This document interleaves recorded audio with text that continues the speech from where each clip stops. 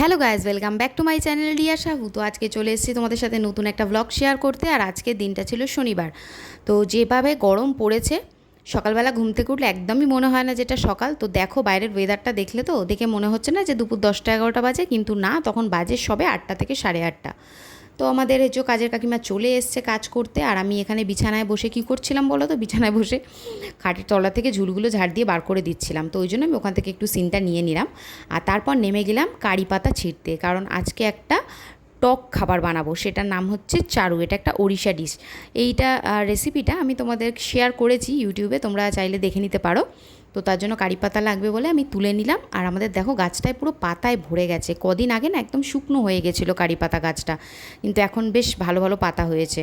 আর কারি পাতা ফোড়ন দিয়ে ডাল কার কার ভালো লাগে কমেন্টে জানিও। আর এখানে আমি সবজি নিয়ে নিয়েছি, কী কী রান্না হবে। তো আজকে ভাবছি রান্না করবো এই ঝিঙেটা, দেখছো 1 সপ্তাহ হয়ে গেছে ফ্রিজে পড়ে আছে। তো ভাবলাম ওটা দিয়ে একটু ডাল করব, মুগ ডাল। আর এখানে ছোলার ডাল আমি ভিজিয়ে রেখেছি, এটা দিয়ে আজকে বাড়িতে ধোকা বানাবো। তো আমি ফার্স্ট টাইম বানাবো, আগে কখনো বানাইনি, কেনা খেয়েছি, বাট বানিয়ে আজকে খাবো, দেখি কেমন লাগে। আর এই জানলা থেকে দেখো আমি বাইরেটা দেখছিলাম, কি প্রচণ্ড রোদ। মানে বাইরের দৃশ্যটা দেখতে তো সুন্দর অবশ্যই লাগছে, কিন্তু ভীষণ কষ্টকর। যারা বাইরে ঘাটে কাজ করছে, মানে আমার তো তাদের কথা ভাবলেই ভীষণ খারাপ লাগে, যে আমরা তো তবু ঘরে থেকে কাজ করছি, অনেকটা আরাম, গরম লাগছে ফ্যান চালিয়ে হাওয়া খেয়ে নিচ্ছি, কিন্তু বাইরে কাজ করলে তাদের কত কষ্ট। তো তোমাদের সাথে গল্প করতে করতে দেখো এখানে সবজি আমি কাটতে শুরু করে দিয়েছি, সবজিগুলো কেটে নেব। তেমন কিছু সবজি আজকে কাটার নেই, কারণ সবজি বলতে খালি কি বলে ঝিঙের ডালটাই হবে, তো সেটাই কাটতে হবে। আর সবজি কেটে নিয়ে আমি সব কিছু রেডি করে না তারপর রান্না বসাই, কারণ রান্না করতে করতে কাটাকাটি বাটাবাটি আমার ওগুলো ভালো লাগে না। আমি সব কিছু একেবারে রেডি করে নিয়ে বসাটাই পছন্দ করি। তো আমার দেখো সবজি কাটা কিন্তু হয়ে গেছে। আর এখানে ডালটাও মিক্সিতে পেস্ট করে নিয়েছি, আদা, কাঁচা লঙ্কা, নুন, হলুদ, জিরে গুঁড়ো, ধনে গুঁড়ো সব কিছু দিয়ে পেস্ট করে নিয়ে ওটাকে একটা থালায় তেল লাগিয়ে তার উপরে দিয়ে এটাকে আমি এখন 10-15 মিনিট মতো ভাপিয়ে নেব। আর এদিকে আমার মুগ ডালটা সিদ্ধ হয়ে গিয়েছিল, তো তার মধ্যে একটু নুন, হলুদ, চিনি দিয়ে দিলাম। দিয়ে এটাকে ফোড়ন দিয়ে নিলে আমার কিন্তু মোটামুটি রান্না প্রায় কমপ্লিট হয়ে যাবে তাড়াতাড়ি। কারণ আজকে আবার আমার কাচাকুচি রয়েছে, তো সেগুলো করতে হবে, আবার দুপুরবেলা এক জায়গায় বেরোতে হবে। তো সেই জন্য তাড়াতাড়ি কাজটা সেরে নেব ভাবছি। তো এদিকে দেখো কথা বলতে বলতে আমার রান্নাও হয়ে গেল। তারপর আমি কী করলাম, রান্নাঘরটা পরিষ্কার করে নিলাম, কারণ রান্নাঘর একদম মানে টিপটপ রাখতে আমার ভীষণ ভালো লাগে। তো দেখতেই পেলে সব কিছু গুছিয়ে রেখে দিয়েছি, এবার কেচে নেওয়ার পালা। তো চলো দেখতে থাকো।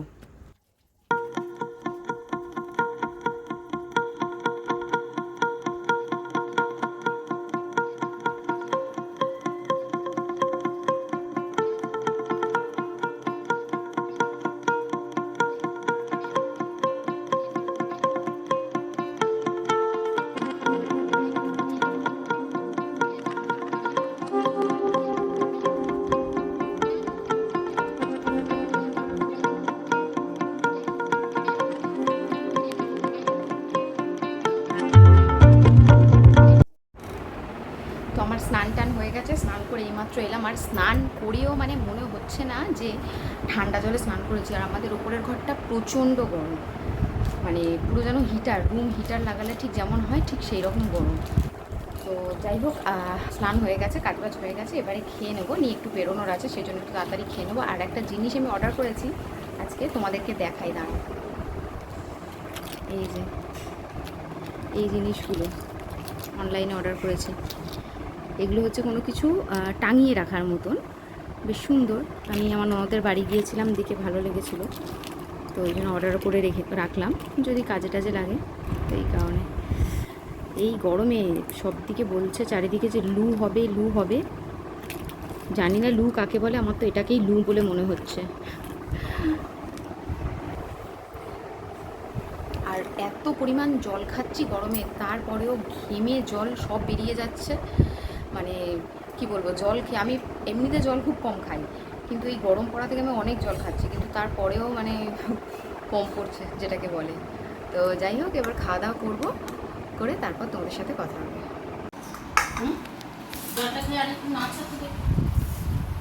গান ছাড়াই নাচছে,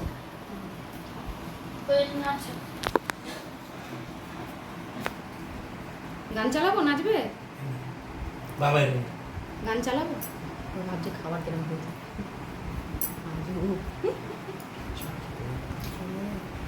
দূর থেকে নিয়েছি। সব কাজ কমপ্লিট, এবার হচ্ছে খাবার পালা। আর দুপুরের মেনুতে এই যে ছিল, শশা ছিল, ঝিঙে দিয়ে ডাল, ধোকার তরকারি আর একটা টক, ওই যে টকটার কথা বললাম। তো ঝটপট খেয়ে নিয়ে এবার একটু রেস্ট নিয়ে বেরিয়ে যেতে হবে।